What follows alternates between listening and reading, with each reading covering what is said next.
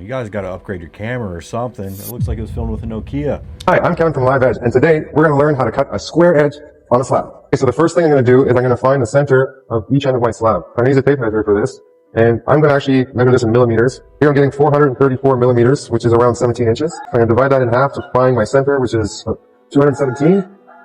So there's my center on this end. Now I'm going to measure the other end. I have 390 millimeters, so I'm going to measure my center at 195. That's going to be right here. And now I'm going to draw a chalk line between these 2 points.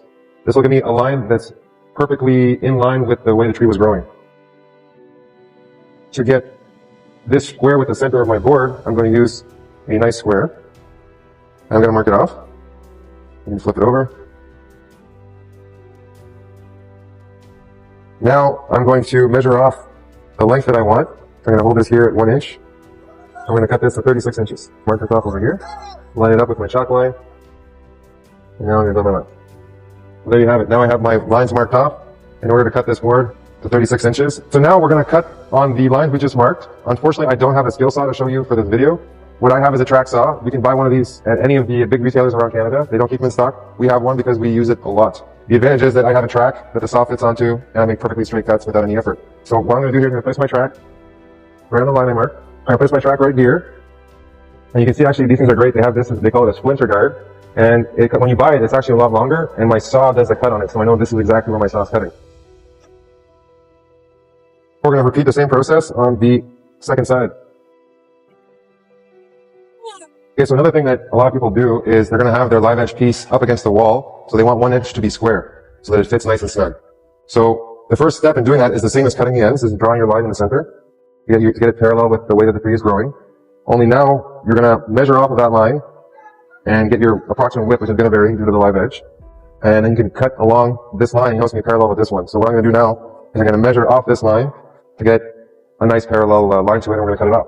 Okay, so here, I want to cut it off here at 17 inches. I have my center marked at 10. I'm going to go to the other end here and make sure I still cut inside the live edge at 17, which I do. So I'm going to mark off both ends here at 17. And if you're going to be using a skill saw, you'll want to draw a chalk line again. However, as you know, I'm using a track saw, so I can just line up these 2 points.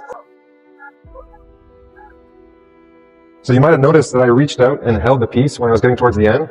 That's because one thing that can happen is if you let it all hang, when there's just a little tiny bit of wood left, it can break off before you cut it. So by holding it and supporting it, I prevented that from happening. And that's how you cut a square edge on a slab.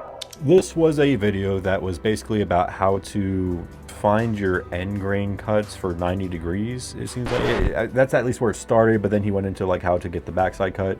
My criticism on it was like the backside cut, it was like you went to the end first and then came back to the beginning. If we know that we're going to be doing a live edge shelf, we should go ahead and just measure from the live edge, maybe give it a smidge more, and I'm talking like a 1/4 inch or something, because the live edge, when you sand it on the bottom corner, will disappear very quickly. Get that backside cut first. If you need to break your slab up, you know roughly how big it's going to be, add a few inches for the angles or whatever might happen, and then break up your sections, because then you can just quickly cut your backsides. That's super quick, hardly any thinking. And then from there, you still have hardly any thinking, because all you got to do is take your square edge, slap it up on the side, put it right to the end, mark your line, make a cut. From there, all you have to do is measure from your cut down and measure the outside and inside, and then put your track there and then cut that. Is it instructional for a lot of newer people? Absolutely. If you've already been doing this for a while, you probably already figured this out. A great beginner level content. My only concern is the willy-nilly switching between inches and millimeters. I hate millimeters. It's great. Divisible by 10, easy to do. But when you're programmed your whole life for fractions and freedom units, it's just hard to accept. Anyways, good content again. I'll have to dig around his channel, see what other stuff they have. This looks like it was definitely filmed a little while ago, so we'll have to see what newer content they got out there. But thank you.